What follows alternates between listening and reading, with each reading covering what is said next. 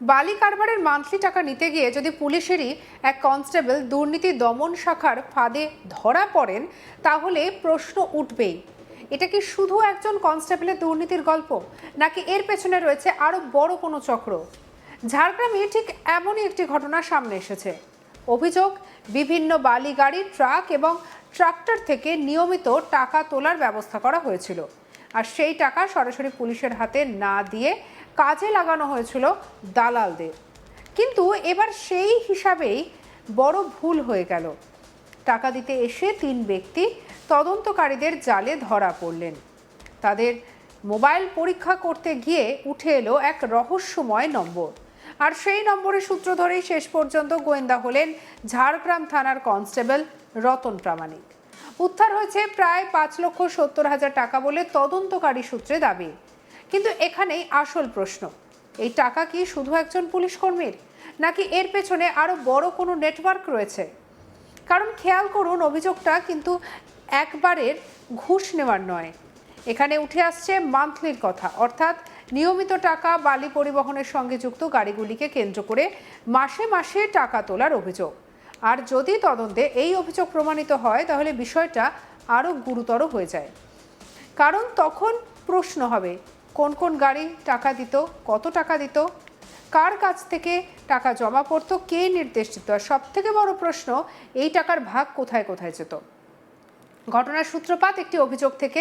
রাজ্যের দুর্নীতি দমন শাখার কাছে অভিযোগ পৌঁছেছিল দালালদের কাজে লাগিয়ে এক পুলিশ কনস্টেবল বিভিন্ন ট্রাক এবং ট্রাক্টর থেকে পরিকল্পিতভাবে টাকা তুলছেন।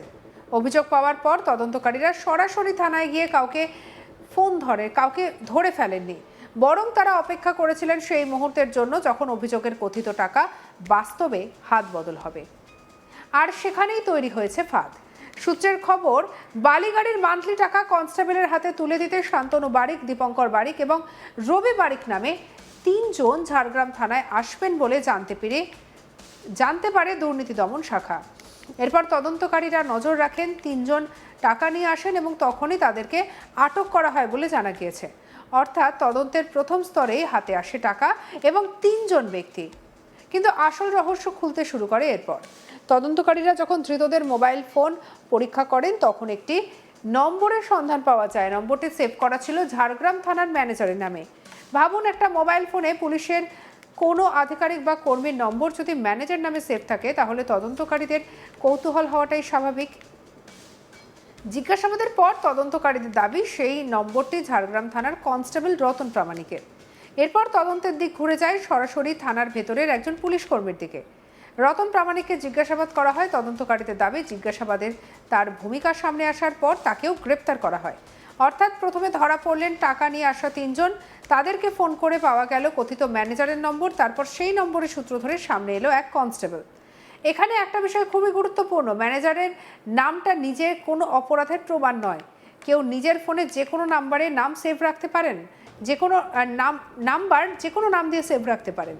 কিন্তু তদন্তে যদি দেখা যায় ওই নম্বরে নিয়মিত যোগাযোগ হয়েছে, টাকা আদায়ের সঙ্গে তার যোগ রয়েছে এবং অন্যান্য তথ্য একই দিকে ইঙ্গিত করছে, তখন সেটাই তদন্তের গুরুত্বপূর্ণ সূত্র হয়ে ওঠে। চূড়ান্ত সত্য অবশ্যই আদালতের বিচার এবং তদন্তের ফলে নির্ধারিত হবে।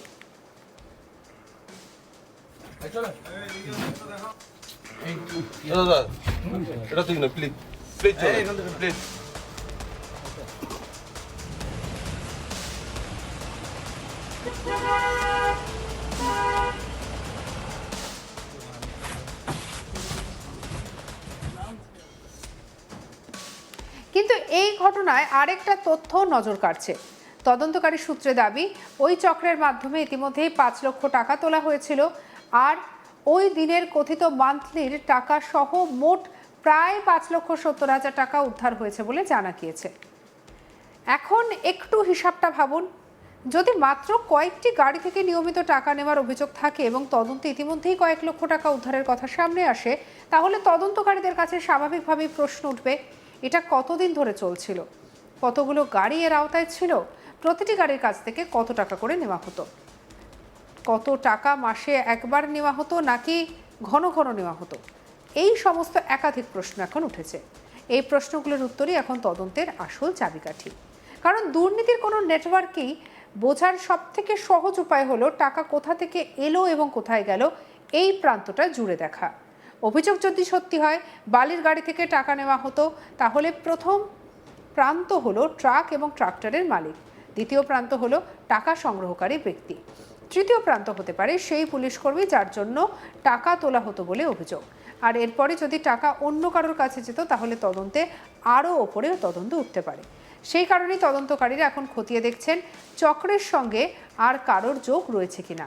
আর এখানেই এই ঘটনাটা শুধু এক কনস্টেবল গ্রেপ্তার খবরের মধ্যে সীমাবদ্ধ থাকছে না, কারণ বালি ব্যবসা, পরিবহন এবং পুলিশের স্থানীয় নজরদারি, এই তিনটি জায়গার মধ্যে যদি কোনো অবৈধ যোগাযোগ থাকে তাহলে তার প্রভাব শুধু একজন ব্যবসায়ী বা একজন পুলিশকর্মীর ওপর পড়ে না, এর প্রভাব পড়তে পারে গোটা এলাকার ব্যবসায়িক পরিবেশের ওপর।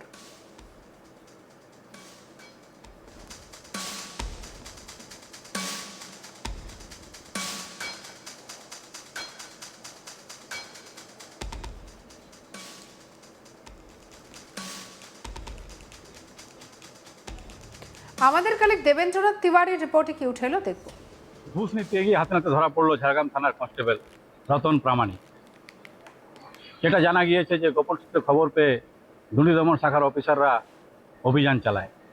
3 বালি মাফিয়া, অবৈধ যারা বালি পাচার করে, তাদের সঙ্গে এই রতন প্রামাণিকের যোগসাজশ হয়েছিল এবং সে টাকা দাবি করেছিল। সেই টাকা দিতে আসার সময় পথ পেতে বসে থাকা দুর্নীতি দমন শাখার অফিসাররা প্রথমে 3 বালি মাফিয়াকে পাকড়াও করে এবং তাদেরকে জিজ্ঞাসাবাদ করে তাদের ফোন সার্চ করে জানতে পারে যে এই টাকাটি যাচ্ছে কনস্টেবল রতন প্রামাণিকের কাছে। এবং তারপরেই তারা ফাঁদ পাতে এবং ফাঁদ পাতার পরেই এই ফাঁদে 3 জন ধরা পড়ে এবং তারপরে থানায় গিয়ে টাকা জমা দেওয়ার পরে, রতনের হাতে টাকা দেওয়ার পরেই কিন্তু দুর্নীতি দমন শাখার অফিসাররা রতনকে পাকড়াও করে এবং জিজ্ঞাসাবাদ করে।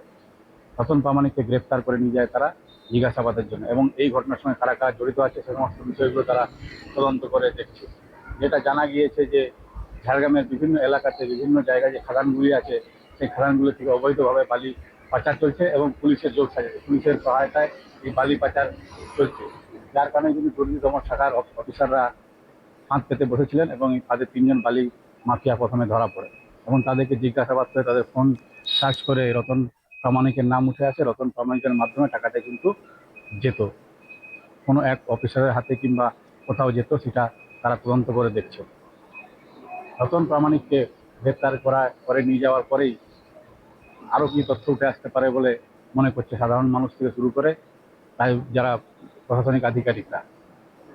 এর আগেও আমরা দেখেছি বালি খাদানগুলোতে ইডি কিংবা সিবিআই রেড করেছে, বিভিন্ন সময় ইডি এবং সিবিআই রেড করে বালি খাদানের মালিকদেরকে জিজ্ঞাসাবাদ করা এবং অবৈধ বালি বাজেয়াপ্ত করা, বিভিন্ন নথি সংগ্রহ করছে। এবার কিন্তু রাজ্য দুর্নীতি দমন শাখার অভিযান চলছে। রাজ্য দুর্নীতি দমন শাখা এর আগেও জামমনিতে এক বিডিও অফিসের কর্মীকে গ্রেপ্তার করেছিল হাতে নাতে, এবং তারপরেও বিভিন্ন জায়গাতে তারা রেড চালিয়ে বিভিন্ন জনকে গ্রেপ্তার করে টাকা নেওয়ার অভিযোগ।